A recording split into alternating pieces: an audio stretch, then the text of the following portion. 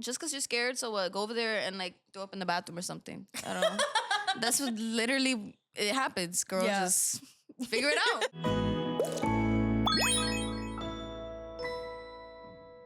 Hello, and welcome back to this week's episode of Yip to My Yap. I'm still Erica Star, and today I'm here with Dafne, and she is the face behind Naiad. Today we are talking all things fashion, bags, crochet, Naiad. We're just talking Naiad.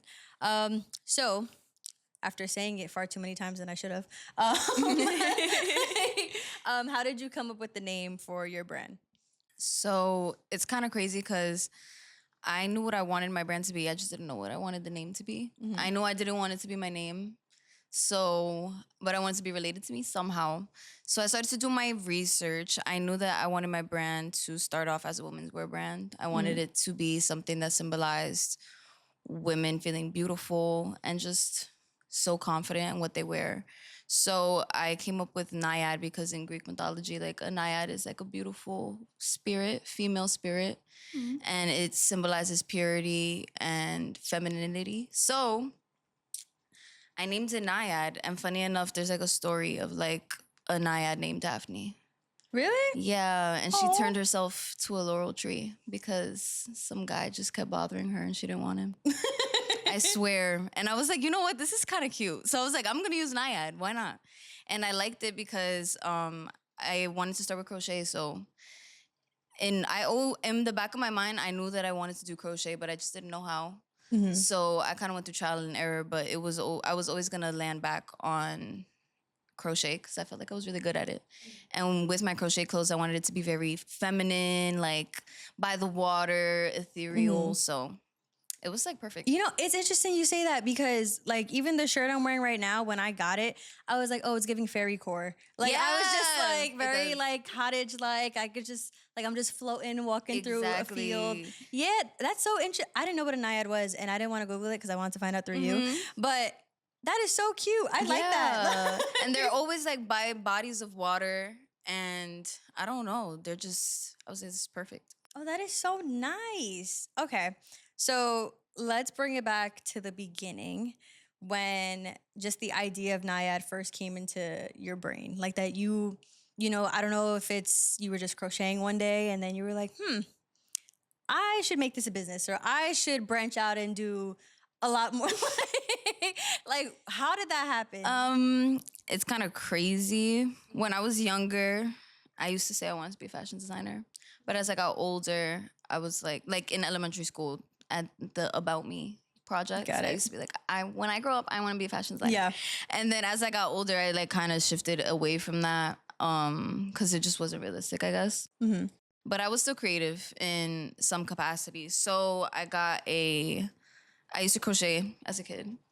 I learned how to crochet through school. I think it was like 3rd grade or something. I was gonna ask because I tried crocheting and that shit's confusing. Yeah, no, it was crazy because in elementary school I had to pick a club. Like we all had to pick a club. So I was like crochet club. That sounds so cool. Okay. And we would make stuff all the time. We would it would be all girls just sit in a circle, and we had like parents there, and they would teach us. And so I had like one of my best friends. She was in that club, and another one of my good friends, she was in that club as well. So like we grew through that. And I don't know, I liked crochet, but I just stopped for a really long time. Mm-hmm. I got a sewing machine like during COVID. I really, really wanted to sew, and my neighbor gave me a sewing machine. Mm-hmm. Just some hand-me-down shit. And I was like, oh my God, I kind of want a real one. And my dad got me a real one because he's just the best. So he got me a sewing machine. And I told him, I was like, I want to do this. Like, this is what I want to do. I was like, I want to start a business doing this. I literally didn't know what I was doing. I barely knew how to use the machine. Mm-hmm. I was trying to embroider, but I was not good at it, like by any means. But I was like, I'm gonna start a business doing this. And my dad was like, okay. And he just opened it for me. Like the whole LLC, but it was so half-baked. Like the idea was so half-baked. Like I'm not gonna lie, that was in 2020, and I like went through so many trial and error that I didn't do anything. Like Naiad didn't become Naiad until 2023. Yeah. Like I went to college. I went away for college. I went to university at Buffalo. So over there. I was just focusing on school. I brought my sewing machine over there. So I was teaching myself how to sew, and I was crocheting a lot over there. But I was kind of trying to figure out what I wanted to do in Naiad while still going to school. Cause I was like, I don't know what the fuck I want to do right now. So you knew the name that early? Yeah, like really early. But I was like, this is going to be something. I just don't know what. And I kind of like took a step back because I started to do the embroidery thing, and I realized that it was just not what I wanted to do. Yeah. So I just stopped posting. And everyone's like, oh, like, what's going on with that? And I'm like, I don't know, but it's coming back. Don't worry. And like, you know, usually people say that.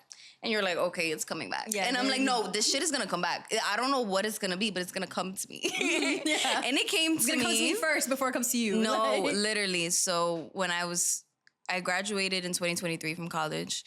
And the day before graduation, I like placed the order for like this little gold things.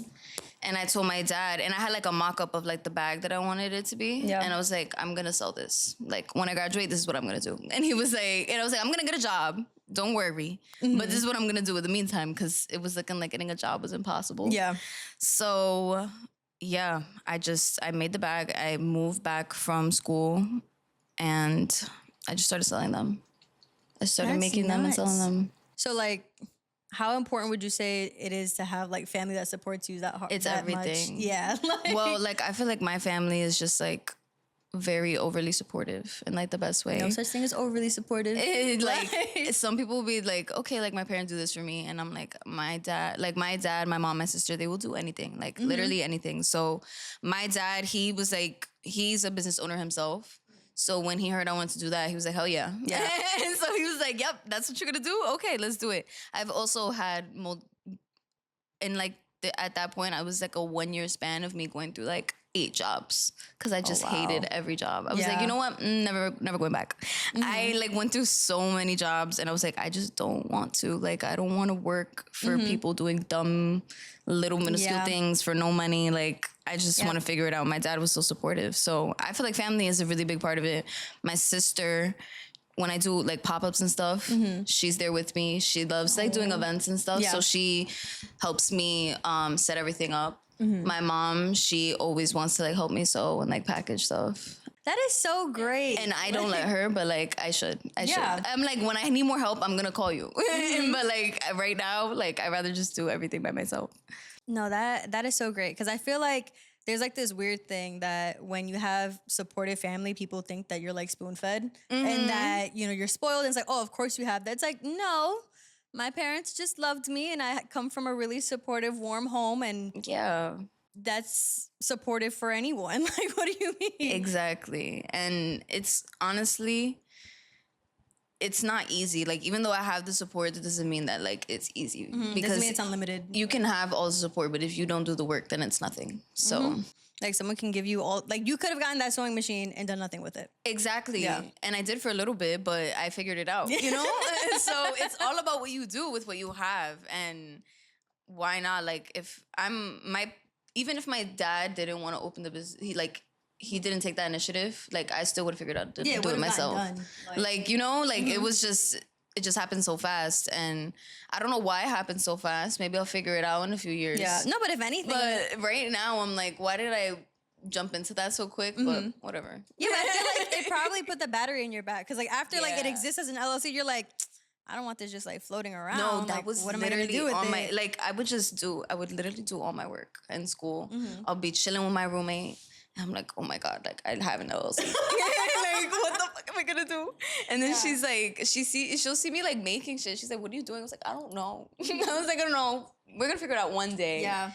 But it got to a point where like I was alone in school. Like it was just me doing my schoolwork, and I was just really focused because I rushed my graduation. I was supposed to graduate in 2024, so I like rushed it so I could do it a year earlier. And so I was just really focusing on my shit and do that, like the first bag, the crochet bag, like that idea came to life through that. So I love that.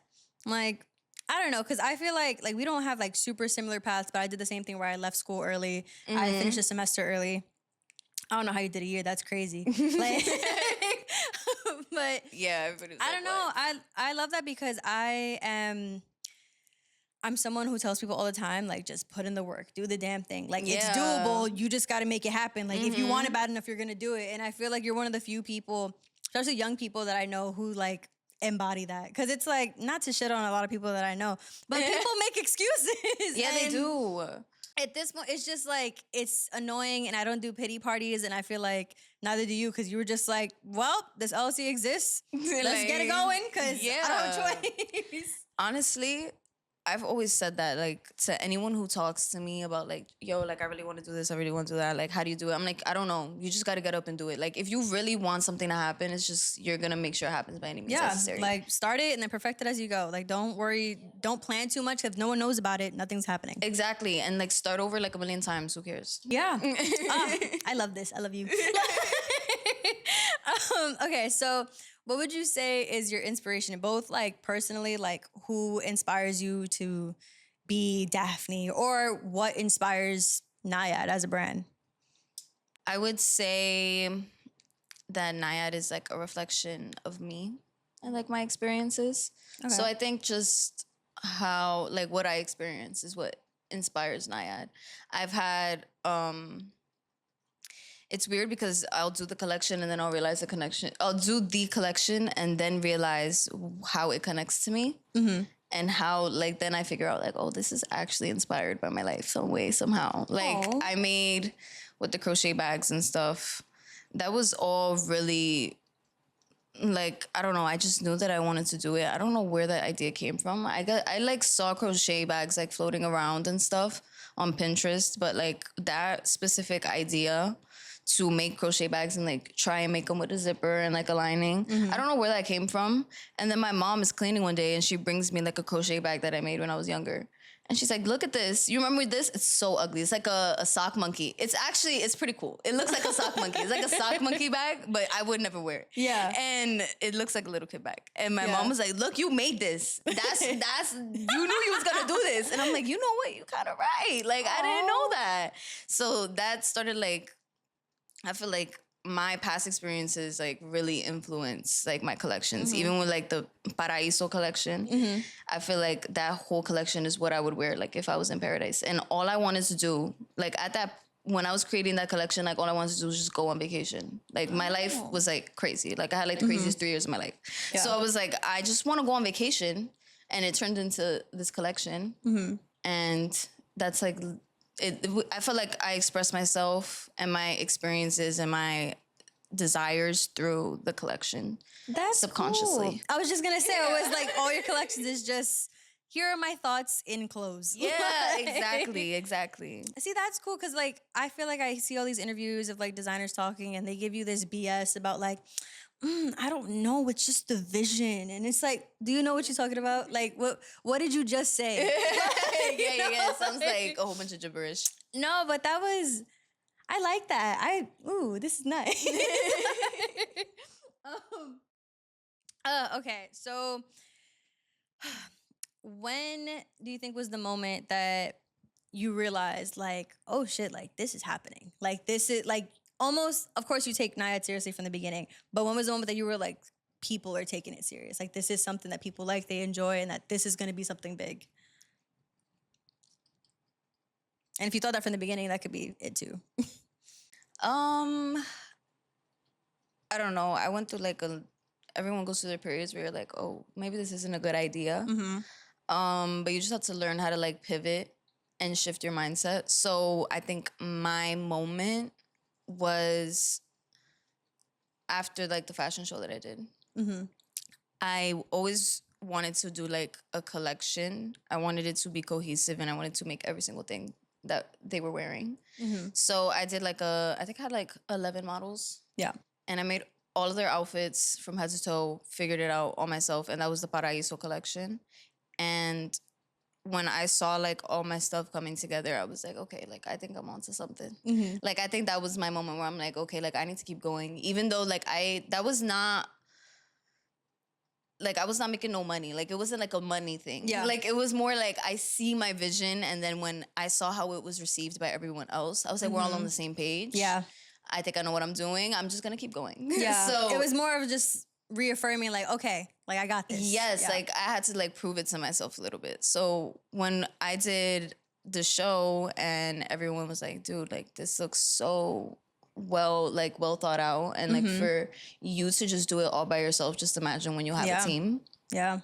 So that was my main thing. I was like, that moment right there, I knew. And I just kept going. I didn't really make like much money off of that collection per se. But the amount of attention I was getting, that's when I realized like, okay, maybe I should just keep pushing my creativity, see where it takes me. Yeah, I think that's a big thing for creatives altogether, because it's like you can have 1,000,001 people just, you know, say like, oh, like your stuff is great or whatever. But as soon as you prove it to yourself and like you get that, like it's almost like you give yourself a pat on the back, but like in like a proud parent kind of way that you're like, yo, like you did that, but you're just talking to you. I think that's when you get like peace for like, I want to say 2 days. That's how long I think it lasts. Yeah. That you're like, okay, I got this for 2 days. You're like, I'm sitting on success. That's it. And then you're like, all right, so what's next? Like, how are we topping that? Like, I don't think I'm as good as anyone says I am. Yeah, no, for real. Like that, the 2 days part, that's really real. I've been trying to be more present and like, okay, you did that. But I'm always like, okay, I did that. Yeah. Now what am I going to do next? It's hard to sit in success when people are waiting for more. Yeah. Like, and I'm like, I just have so much more to prove. Like, you think this is good? No, you don't. Yeah. You don't know what's coming. So something that we talked about before that I really want to get into is, why don't you show your face enough? Why don't people know? Why don't people know who you are, how you look? Who is this person? Hand making all of these bags, by the way, might I add. I think it's more like a privacy thing. I don't want to be famous. I want my brand to be famous. I want to live a private life more than anything. But I don't know. I feel like I'm not really in it for the attention. I just want you to see like what I can make, and I don't want to make everything myself forever. I want it to be like a brand. I want you to fall in love with the brand, but I am working towards putting myself out there, because I think people tell me that I'm really cool, you know, and I'm like, okay, they're like, you know, we love your brand, but like once I know that it's from you, it's like, it means something. Yeah. So I'm trying to work on it, but it's more like a privacy thing. Like, I don't know. I just don't, I like to protect my peace. And so I'm like, you know, you can know the brand, you can know the bags, but that's it. See, like, no, because like I even think like even if you put like your voice on a video, like people just like when someone's relatable, like they're just like, you know what, I like her, give me the bag. Like even, and it's not to say that they just like you and they don't like the bag. Yeah, they're just getting it because of you. But it's more so like, if you're someone who's like, I'm not in the mood to spend right now, I'm like, I'll wait, I'll hold off. And then you see this girl on social media who's just like, hey guys, like tirelessly working on these bags. You know, they're just like, it's 2 a.m, but I got you guys. It's like, you know what? Let me get it back from her. Like, she's working. I don't know. I feel like I do want to put my personality out there, just not like, I don't want to sit in front of a camera and be like, hey guys, this is what I'm doing. I also don't want to give a tutorial. Like, I want it to be like, if I'm going to do anything, I want it to be like more like there's a camera in the room. Okay. So like you see it and really me how I make my stuff. Like but I'm just like this all the time. Like I feel like I'm not too out there. I'm pretty much laid back for the most part. And when I'm doing my stuff, it's pretty quiet in my room. I just have my headphones on. Yeah. Or like if it's not quiet in my room, it's because the speaker's on.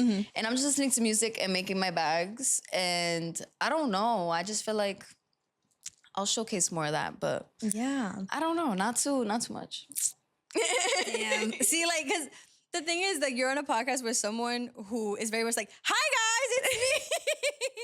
So it's so hard for me to be like, what do you mean you don't want to show your face? People love that. I do want to do like I want to do like a photo shoot with the bags and stuff, but I don't know. It's just bigger than me. Like, I don't know. Yeah.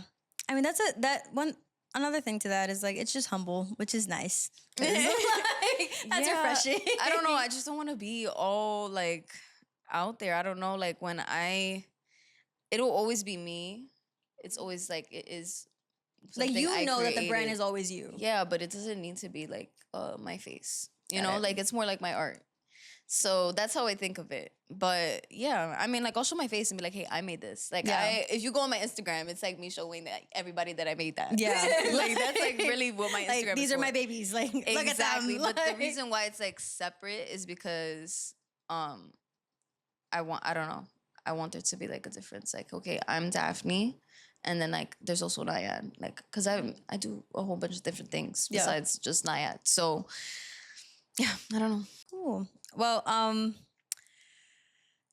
my next question is just something that I've just noticed just following you for as long as I have is how much support you get from friends and family and people who share and post. Because I know one of the biggest gripes of anybody who's creative is like, bro, my friends don't share anything. They don't like anything. They don't comment. Or like, you know, like it's either they don't buy my stuff or they don't view my videos. Like, come on. Like you hear me talk about this all the time and you're just not, you're not working with me. Like you guys are the only ones who know who I am. Mm-hmm. All it takes is just tap the fucking screen twice, like at least once. So how important would you say that is with Naiad and your brand? Because I feel like everyone who knows you has bought a bag, has just raved about it online. And it's always such a super sweet thing to see. Cause it's just like, aw, like her friends actually like her. I feel like it's so beautiful to see sometimes. Not sometimes, all the time. When people post something very nice about like what I make or like I see all the love that I get, like I'm 9 times out of 10 crying about it. Like I'm like, oh my God, thank you so much. Like tears of joy. And I don't know, it's so refreshing. And I think that's what puts the battery in my back, that I have people around me who really see it. And the more time passes by, the more like I feel like I'm expanding to more people. Like I feel like I've met a lot of people in my life already. People from school, you know, people you just meet, like, I don't know. They come across your path and they all follow me on social media.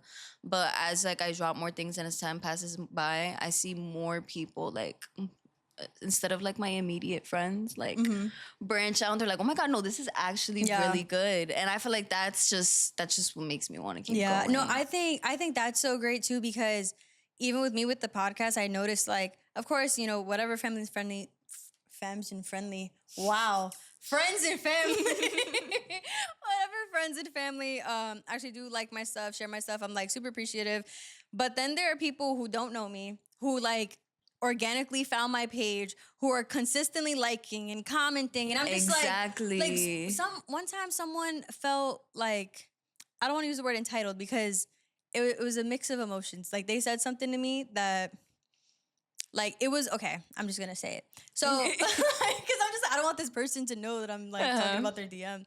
But I had posted a video with one of my friends who were on the podcast, and she DM'd me and she was like, oh, I guess that's your crush, right? And I was just like, girl, no, that's my boy. But like, I didn't say that. Yeah. And I know it's my friend, but at the same time, like, she's been like a loyal, you know, I don't want like loyal follower on my page. And the way that I saw it was like, hold on.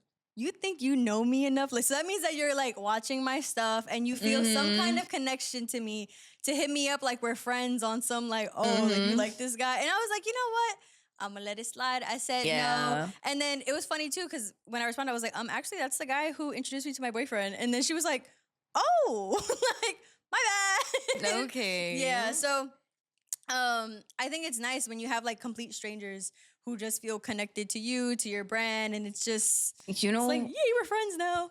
Yes. Yeah. What's crazy too is like the people that I've met through this, and like, I don't know, like there's people that I've met and I feel like if I didn't have Naiad, I probably would not have like met them, like 100%. gotten this cool with them. Yeah. And everyone has like a different impact on your life. And so when it's like a stranger that sees your stuff and then like really grows to love it and is like a faithful follower and they're like always supporting you, like that, it just means so much. Yeah. Like whenever it gets to a point, like I feel like I'm getting to that point where before every order that I would get, I would know exactly who that person was. I'm like, by the name, I know exactly who you are, and I'll write you a little note because I know you're my friend. Yeah. I know we went to 5th grade together, like, you know? But now it's getting to a point where I, like, I don't know who this is. And I'm like, yes, I don't know you. You bought something. Yes. Or like when I do the pop-ups and like some like girls buy it, the Miranda girls that I don't know by, I'm like, oh my God, yes. Like recently they come up to me and they're like, I came here just for you. I need that back. And I'm like, oh my God, yes, here, take it. You need it. You need it. You need it. Oh. Or when the boys, oh my God, when boyfriends buy my bags at the markets, they're like, I need that. My girl gonna love that. FaceTime, or they come up to my booth with the girlfriend on FaceTime. They're like, yo, look at this bag. She makes them. Like, you want it? And she's like, yeah, that's so cute. And that makes me so happy. I'm like, wow, like for the guy to see the potential, like, oh, my girlfriend's gonna like that. I'm like, okay. That's gotta be so nice to see it play out. Cause it's like, you made that. Like you said earlier, it's like, I made that. That's mine. Yes. Exactly. Oh my gosh. No, I could imagine too, like doing the pop-ups and stuff. And then it's like someone who's just been following you and just didn't want to order it. Cause like, honestly, someone like me, I'm super impatient and I don't want to order anything online. I'm just like, can I just buy it and then take it home? Yeah. So like for anybody to be like, okay, I'm waiting for a pop-up. I'm going to go just for a Naiad bag. I think that that's so much effort. Like if I were you, I'd be like, oh my God, like you took the train. Yeah. And like to buy one of my bags. Like that's, I don't know, that's a lot. And something that you said earlier, you're like so many people that you met that you probably wouldn't have met if it wasn't for Naiad. Like I believe in like the butterfly effect, how it's like, you know, one little thing happens and just all these other things come after. But I always find it really interesting that's like, you know that you're at this pop-up because, you know, you built a brand. And then you're able to connect everything to like, if I didn't make this, like if I didn't start Naiad, none of this would have happened. No, for real. And I think that that's such a cool thing because it just shows that's like, just do the damn thing. Like whatever it is that you're thinking about doing, whatever it is you think about creating, just go for it. You just don't know. Even if you end up giving up like 2 years down the line, there's so many experiences within that time span that you wouldn't have had unless you started. So I don't know. I just love things like that. Yeah. And I was like really working on saying yes to everything for I'm like relaxing because I'm tired. Yeah. But for like a long period, I'm like, I'm just going to say yes to everything that has to do with fashion. Like, why not? Yeah. Whenever like, because people say like, oh, like don't say yes too often. But sometimes when you start, you just need to say yes. Yeah. When you have the energy to say yes all the time, go ahead. And in the beginning, you need to say yes to everything. Obviously, go with that gut instinct. Like, okay, maybe this is like this is sketchy. Yeah, obviously. But say yes. Like, you never know. Just because you're scared, so what? Go over there and like throw up in the bathroom or something. I don't know. That's what literally it happens, girl. Just figure it out and just go. How do you stay in love with making bags, making clothes all together when you have to make the same thing over and over and over? I mean, it gets really boring sometimes. Like, how do you... I'm like, okay. I try to switch it up. I try to do like different colors or like small little tweaks. Like with these bags, I feel like I am getting kind of bored making them. Really? But I'm not like, but they're still kind of fun. Like I feel like it's gotten to the point with these bags that it's like, I know how to make them. So it's like autopilot. So I can kind of just zone out and make them. So that's why that's like a way that it'll be fun. But like, I'm also like, I also always need something new to work on just to like keep me going creatively.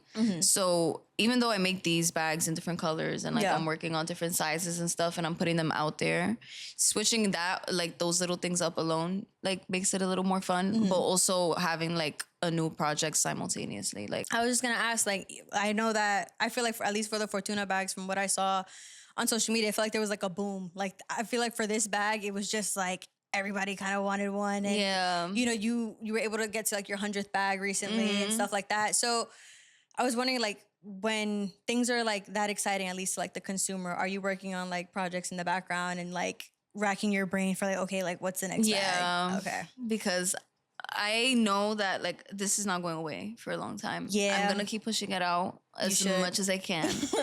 But I am going to think about what's next because in the event, like, I don't know, it blows up to the point where like I can just give this off to a manufacturer, be like, hey, can you make this for me? I need to keep going. I need to have the ideas coming. Like I just can't stop. And since this is cut and sew, I crochet. I like to crochet. It like relaxes me. So I'm always working on something new with crochet. Like at night, that's kind of like what I like to do. I like to crochet before I go to bed. So I keep myself up creatively through that. Yeah. How many like random like pieces of like clothing and bags do you have like just crocheted throughout your room? Like my room is so like, it's such a mess. Like I have so many things in that room. And my closet, I can't even tell you how many like work in progress I have. I have the biggest cardigan of my life. When I tell you, it'll probably hit your fucking ankles. I don't know how it got that big. I was just crocheting. I made it, and I was like, oh my God, this is not, like, you can't wear it and be comfortable. Yeah. Because it's so big, it like falls off of your body. But I don't know. I just have so many random things. I make, people hit me up sometimes for cool things. Like I made 2 octopus. Yeah. What?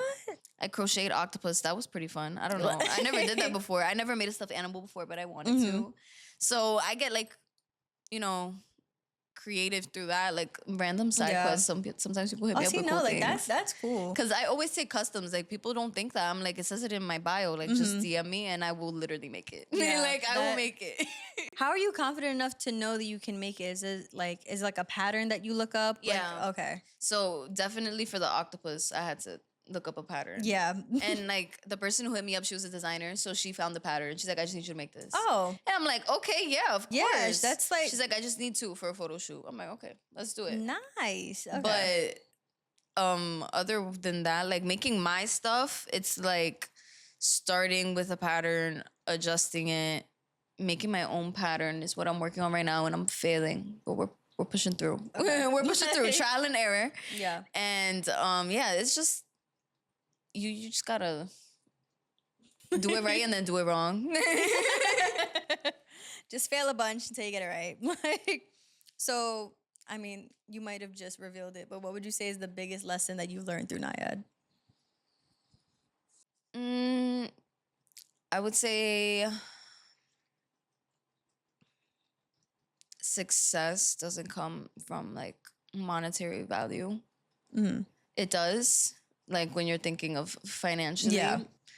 But the biggest way to get, like the quickest way to get there is like through who you meet and finding that like intrinsic motivation. Oh my God, that like, that's like a whole nother thing. Intrinsic motivation to like keep you going and I don't know, keep you fueled creatively. At least like for a creative. Yeah, I don't know. You said that's a whole other thing. What do you mean? Intrinsic motivation. This word is like a buzzword because I had to read a book in high school. Yeah. All about this. And at the time, I'm like, why am I writing essays about this? And why? But then I'm like, okay, now I get it. Like now that I'm older, I'm like, I get it. Like you literally need to find what motivates you internally and then everything external will like follow. Interesting. See, like I didn't know that was a thing because I feel like I preach that all the time and I don't know what the word is for it. Yeah. Because I always say like do everything with the intention of getting to one place. Even if it's like, and I might sound repetitive for anybody else who watches my podcast, but I always say like down to like the way you walk, the way that you carry yourself, the things that you eat, the way that you go about your life. Like if you do it all, like let's say for me, like my goal is for this podcast to blow up and I want to be like, you know, this person like on red carpets and stuff, speaking to celebrities and doing the whole shebang. I live and lead my life as if I'm already that person. Exactly. And if that means like, even when I'm at the gym, people think like, oh, like what does that have to do with anything? I'm like, well, the way that I'm framing it in my mind is like, well, if I don't go to the gym, I'm not going to be healthy and I'm not going to live long enough to get to the point where I can really sit in all the successes that I intend on, you know, getting to and stuff. So I don't know. I think it's interesting because I feel like people don't talk about it in that way. They just say like, just stick to the thing and eventually everything will work out. And it's like, but how'd you get there? You just gotta find what motivates you. And it can't be, oh, the money motivates me. Because the money's not gonna come sometimes. Yeah. But it could be coming. You just gotta work on it. Yeah. So you just have to find something. Like if a lot of it is having that passion, but if you don't have that passion, I don't know. There has to be a goal, something that motivates you. A point in your life where you want to be like, I don't know, maybe it motivates you that like at some point through this, you'll eventually be able to like chill on a beach forever. Yeah. You know, something like that. Because even for people who say they just want it for the money, but it's like, okay, but why do you want the money? You want the money because you have kids. Like, you know, like, or you want the money because you saw your mother's life without it and you want her to live better. Like, there's always a deeper thing. And if it really is just because you're greedy and want money, then you shouldn't be doing it. Yeah. That's my stance on that. Okay, cool. So now let's move on to the creativity side. So something that I felt was, I've always thought was interesting because your brand is still fairly, I mean, at least for you, like how long you've been working on Naiad, it's not new. But at least to like consumers and stuff, it's still like a fairly new brand in comparison to like, you know, a whole bunch of other Mm-hmm. brands in the space. But I've always wondered like how you think up your photo shoots for the brand. Because I think they're so funky and they're so cool because it's like, I don't know, because I follow like a lot of photography pages and a lot of videography pages, and like when they get to like that artsy editorial kind of stuff, I'm just like, how does your brain go there? Like what?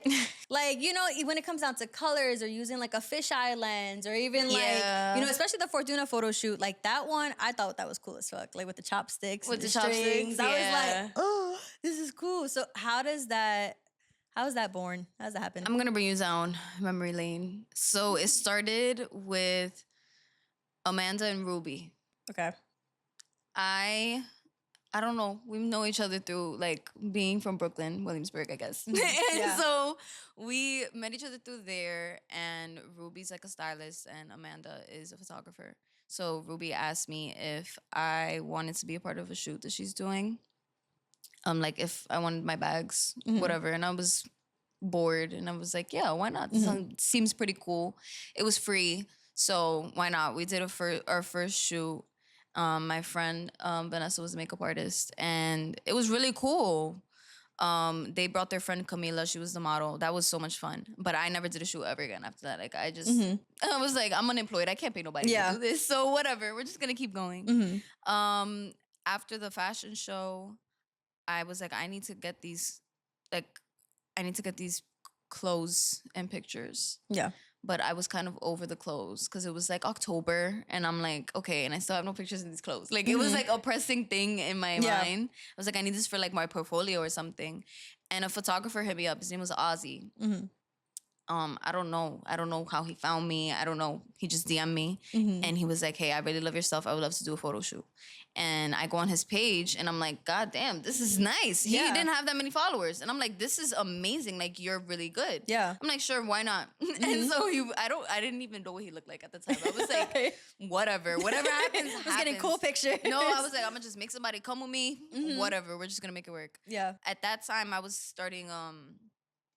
I started my job, so I was pretty busy. So we were trying to coordinate back and forth. He really, really, really wanted to shoot the clothes from the fashion show. I was like, okay, I mean, if you really want to, like, I have an idea, but like, I don't know, like, I'm kind of over this idea already. Yeah. But he was like, no, I really have a good idea for the clothes. Okay. And I said, okay, let's do it.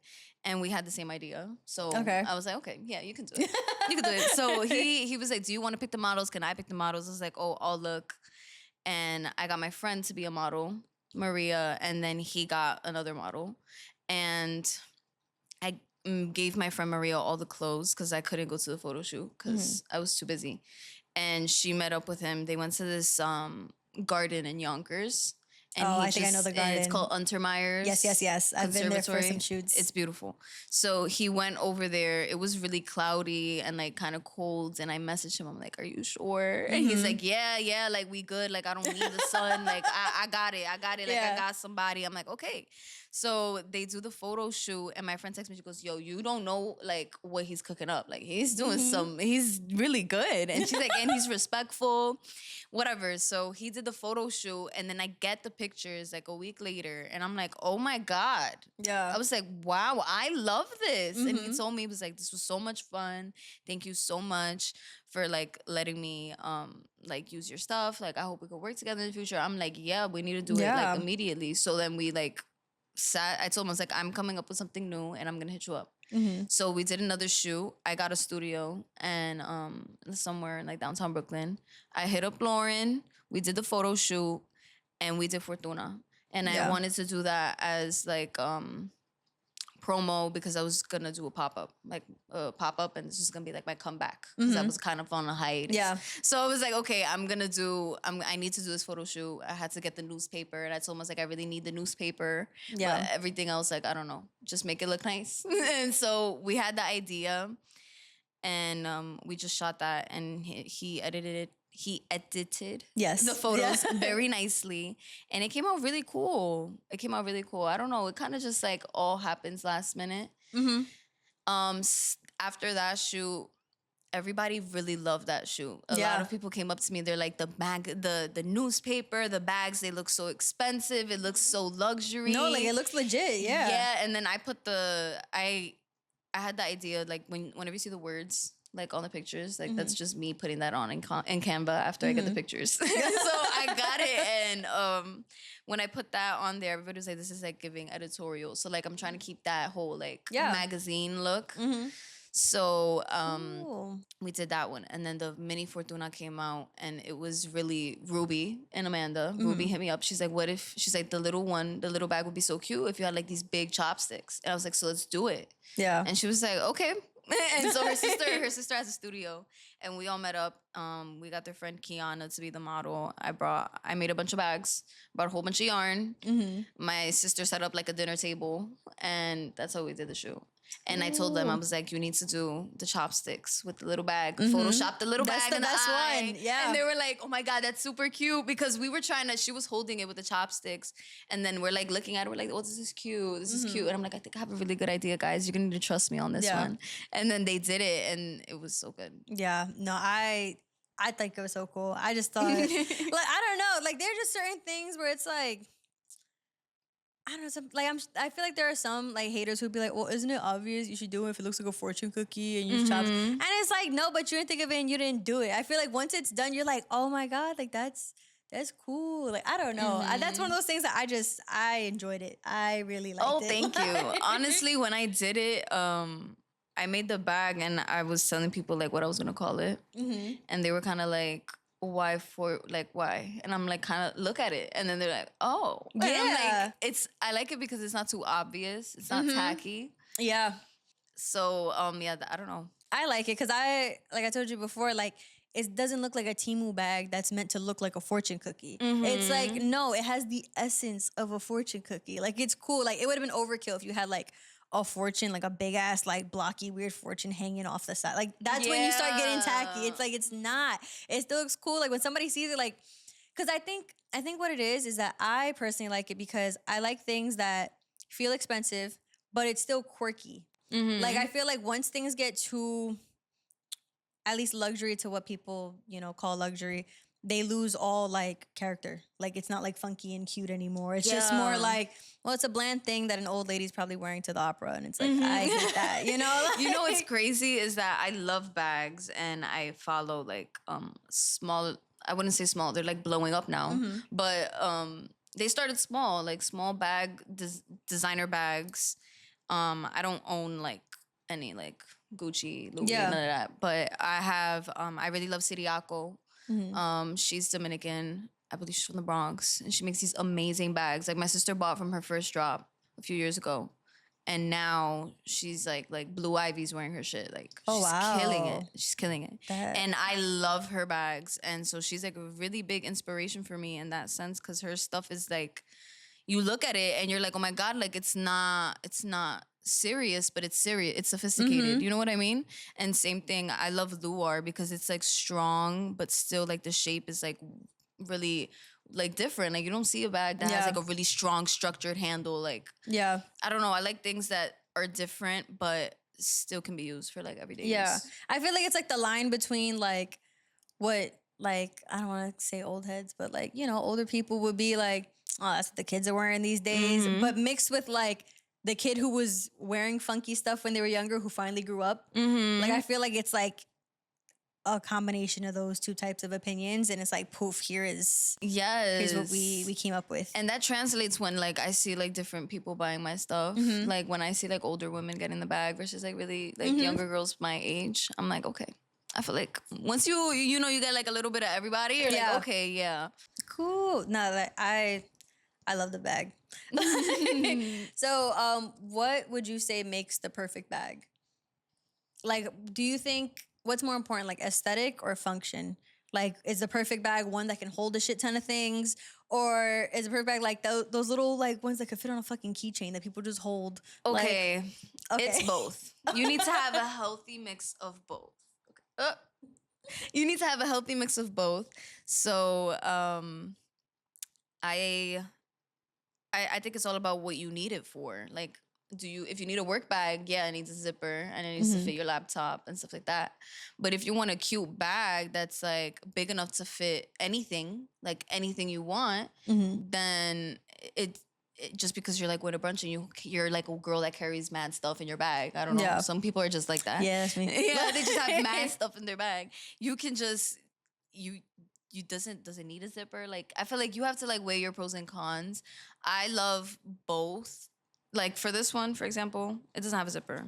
Fortunas don't have a zipper, but like that, you could just hold it right here on your wrist. And like when I go out, this is all I need. I need my bag close to me because I don't know who's around. I have the bigger one, and that one you can fit like a whole water bottle in. It's huge, but it's still not too in your face. It doesn't look like a work bag. It's like elevated every day.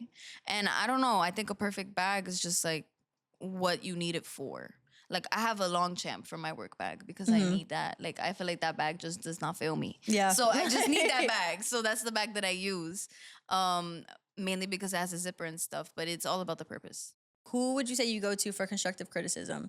Like when you're making all your different iterations of a bag, like is there anyone that you go to and you're like, hey, what do you think about this? And they give you like pointers that you actually respect enough to change? My mom, my sister, and my cousin. Oh. Mainly because my mom's always in the kitchen and my room is like right in the kitchen. So I just come out, I'm like, Ma, look what I made. She goes, me gusta, no me gusta. And I'm like, okay, that's good, thank you. And she goes, what if you do this? What if you do that? What if you do this color? I'm like, okay. I go to my sister, and I don't know, that one, she's biased. Okay. She's biased.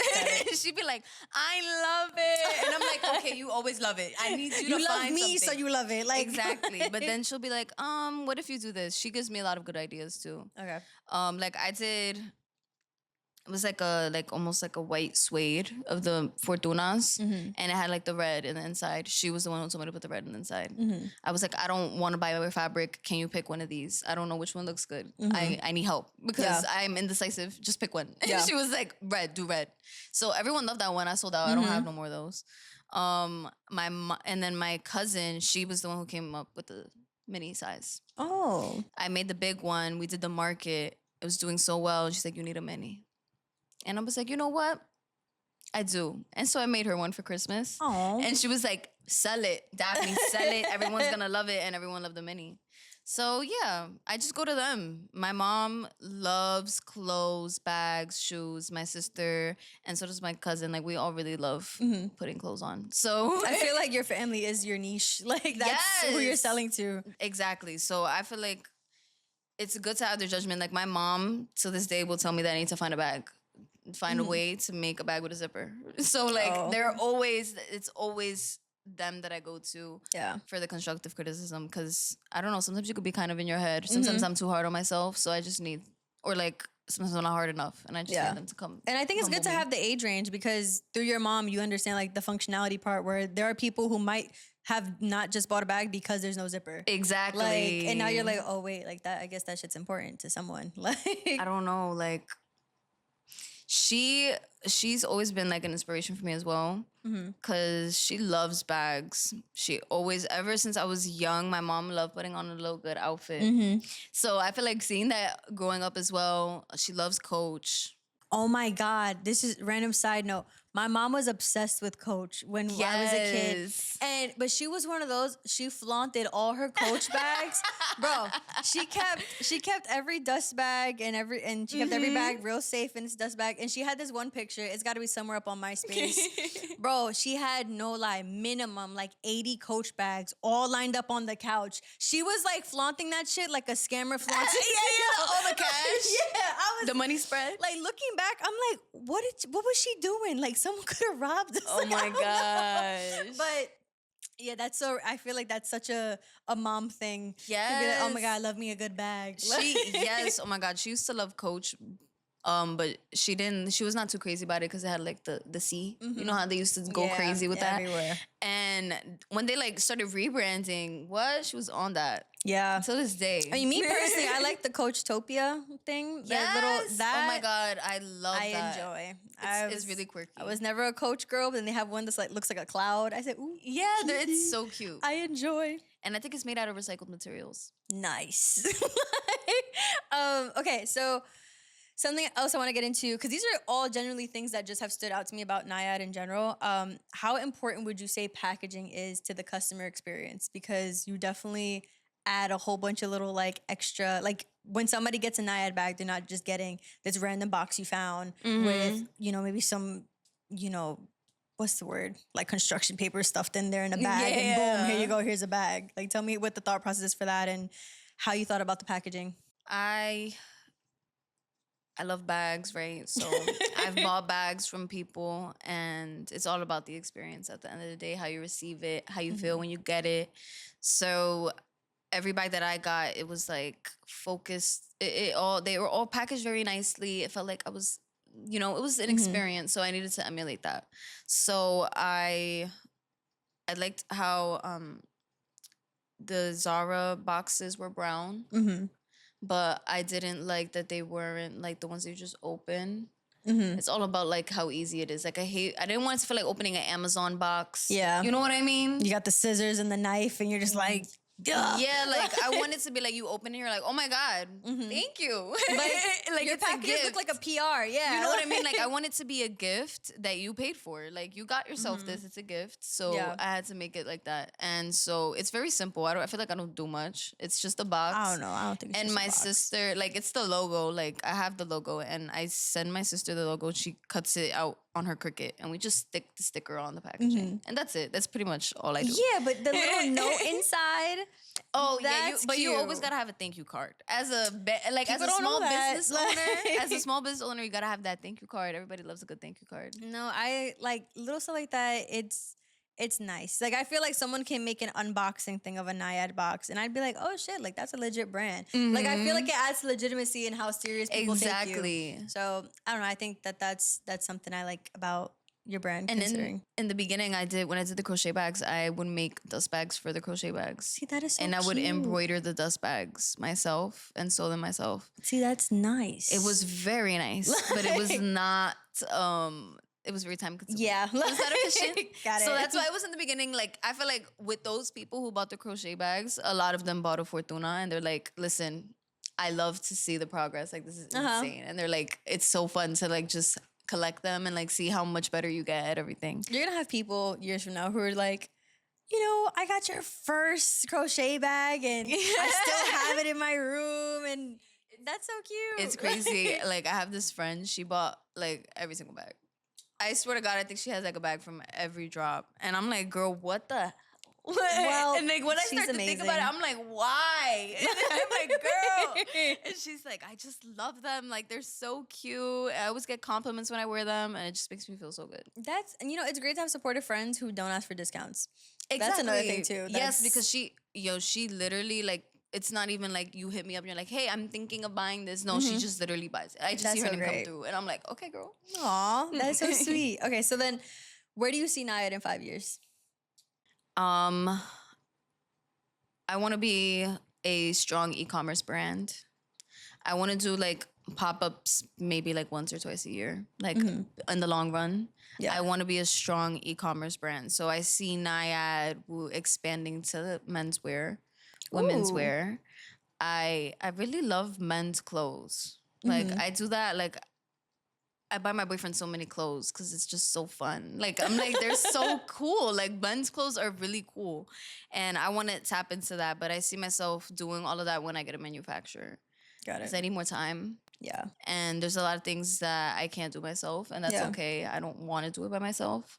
So I see myself expanding towards that, focusing more on the PR, pushing the product, building my website, and just like the more admin, business, administrative side of things instead of like making like the production side. I want to move away from me being the person who's producing everything. That's where I see myself in 5 years.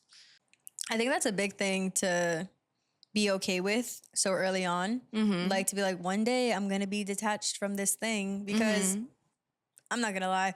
Even me with this podcast, I record everything. I edit everything. And I'm just like, I never want to not edit the podcast. Yeah. Even though it's probably the most time consuming part of every episode, but I'm like, that's what makes it mine. And I don't know. I just like, like for you, was it just like how time consuming and tedious it is to make the bags that makes you want to be like, you know what, I don't have to do this all the time, or is it something else?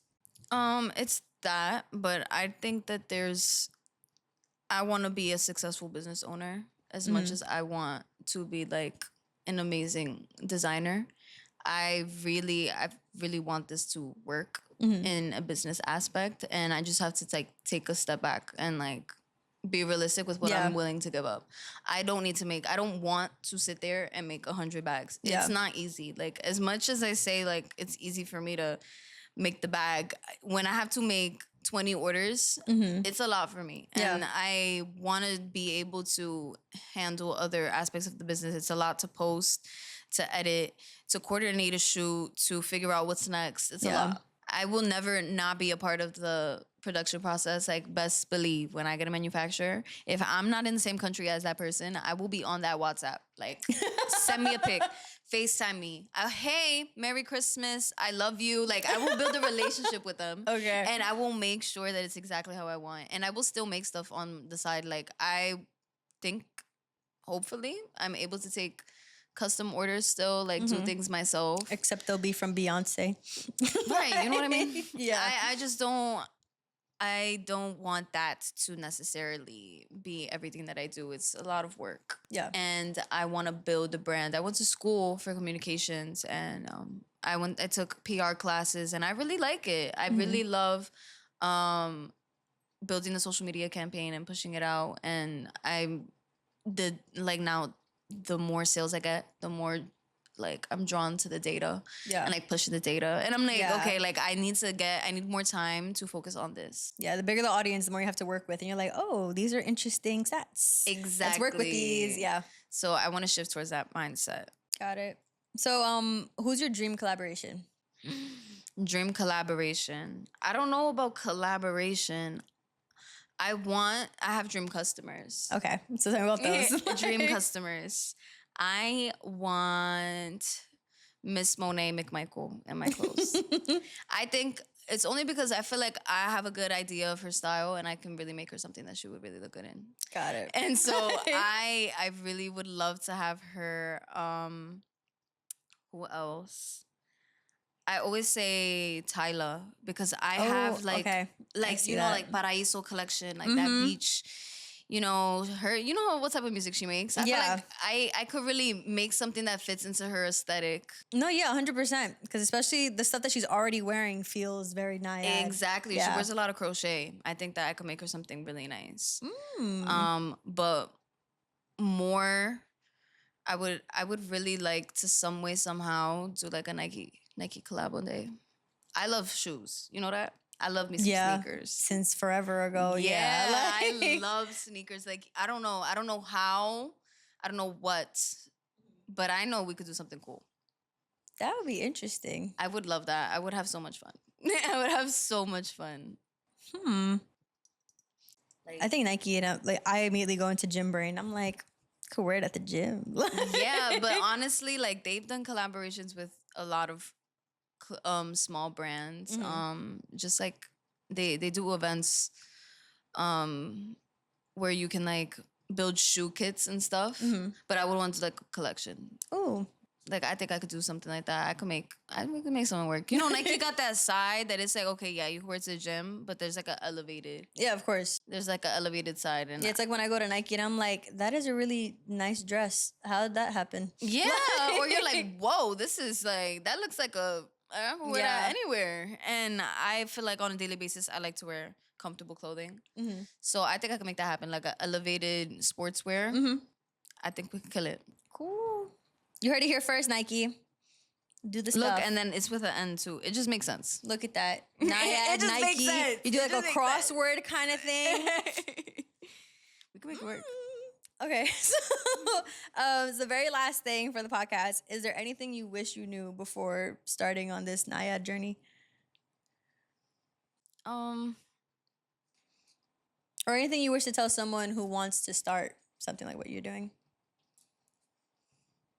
I would say to say yes at first. We're going to go back to that. Yeah. Because I feel like it's very easy to stay in your comfort zone, say no, and do things that you're comfortable doing. Mm-hmm.